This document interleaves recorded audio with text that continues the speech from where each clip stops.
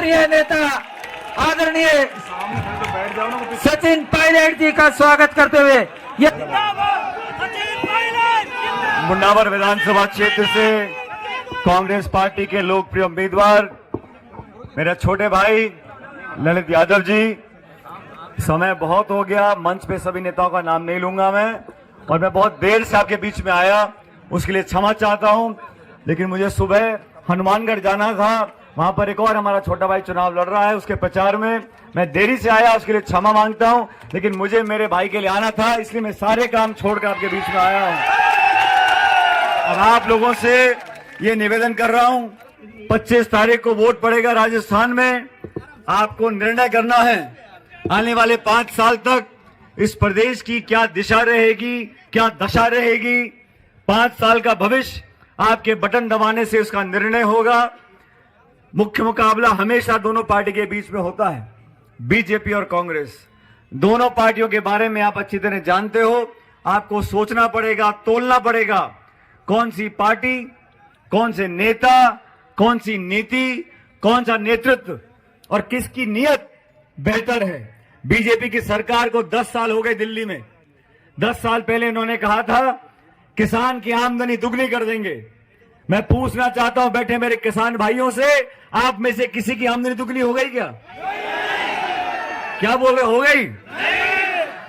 ये कहा था हर साल 2 करोड़ लोगों को रोजगार देंगे। किसी नौजवान को मिला रोजगार यहां पे भारत सरकार का? पूरी दुनिया में जो काला धन है उसको लाकर लोगों के खाते में डालने के 15-15 लाख रुपए मिल गए। 15-15 लाख रुपए किसी को? 10 सालों में जो काम इस सरकार ने किया, 3 काले कानून बनाए किसानों के खिलाफ। 1.5 साल तक किसान दिल्ली में, राजधानी में धरने पर बैठे रहे, ठंड में, गर्मी में, भूखे प्यासे सैकड़ों किसानों की मौत हो गई।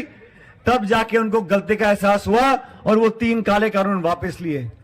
सरकार ने जो नीतियां बनाई हैं, भारत के लोगों की जो संपत्ति है उसको औने पौने दाम में बेचना चाहते हैं। देश के हवाई अड्डे, रेलवे लाइन, खान के गोदामे, बिजली घर सब बेच के चंद लोगों को देना चाहते हैं।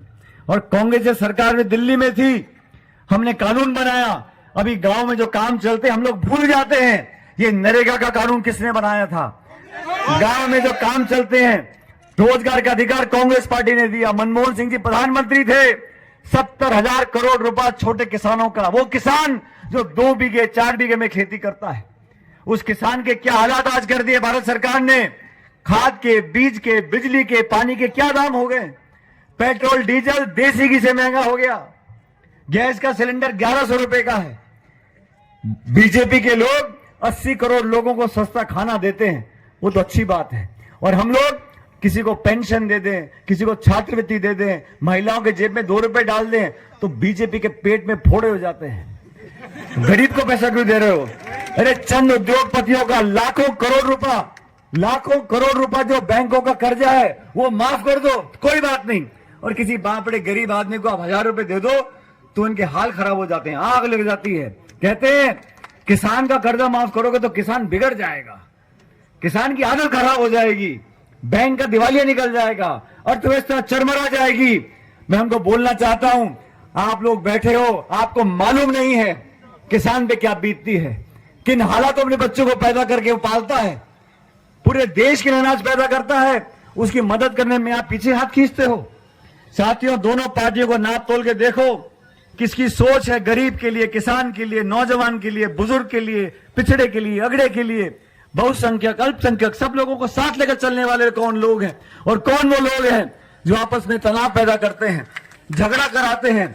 बीजेपी से पूछो टमाटर 80 रुपए किलो क्यों बिक रहा है, चाल, चावल, चीनी, चायपत्ती महंगी क्यों हो गई, तो कहते हैं हिंदुस्तान पाकिस्तान।